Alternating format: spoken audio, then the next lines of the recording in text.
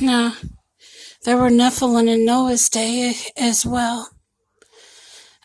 During the Iraqi war, they brought Nephilim back with them from the war itself. They built the tunnels under Walmart so they'd have a place to keep them, so they could feed them and take care of them. That's what they did. That was the only way they could take care of them without people coming after them and killing them, because they didn't want anything to happen to them. Once in a while you would hear someone mention, oh, that's the way the Nephilim want it.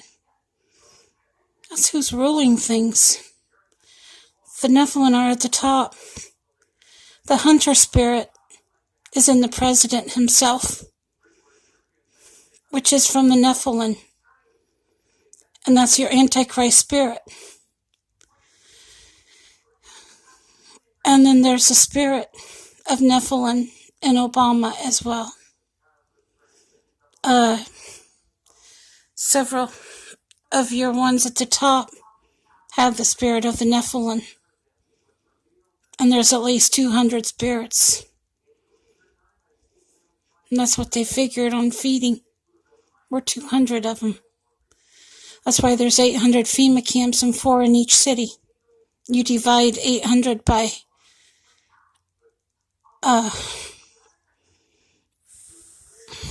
200. You divide 200 by 800. You take that into 800. You get 4. That's why there's 4 camps in each city. And then the FEMA barges are to take bodies over to Asia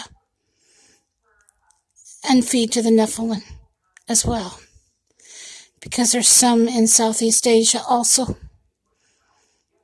People, we're in the last days. I hate to tell you this. We're in the days of Noah. That's why this is happening. This is the last days. Jesus Christ himself will be coming soon for all his saints. And he'll bring 10,000 saints with him to fight a war. And he'll be collecting all of his people. And the dead in Christ will rise, and we will fight a war like we've never fought before. It will be the war to end all wars. Yes, people, we are in the last days. There's no doubt. No, I'm not crazy. I'm serious. I'm telling you something you better be listening to, and you better be getting right with God. Because God has shown me all of this. If you watch what I figured out about the words, you will realize I'm not kidding about any of this. It's all true. I don't like it any better than you do. And it terrifies me. But God has told me all of this to tell you. And it's for sure. It's all true. A lady went up to the front for healing from the minister. He didn't tell me what he was healing. The lady went back and sat down on a chair. I stayed on my wheelchair and rolled back to where I was.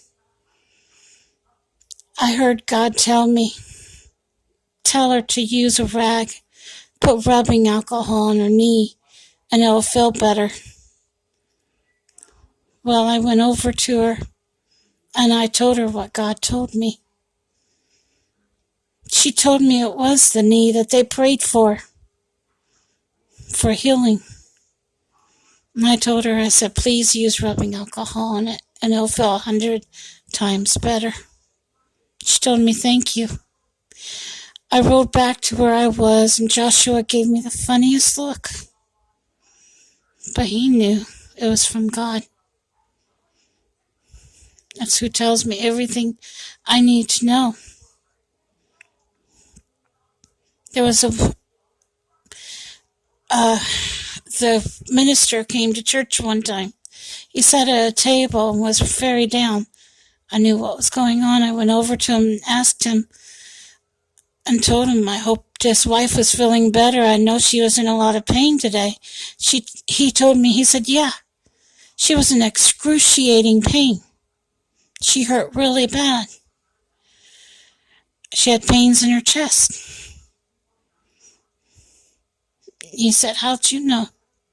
I said, God told me. Yeah, God tells me a lot. And I listen. I'm not bragging. Because I don't always want to know what he has to tell me, but he tells me. I saved 5 families at one time.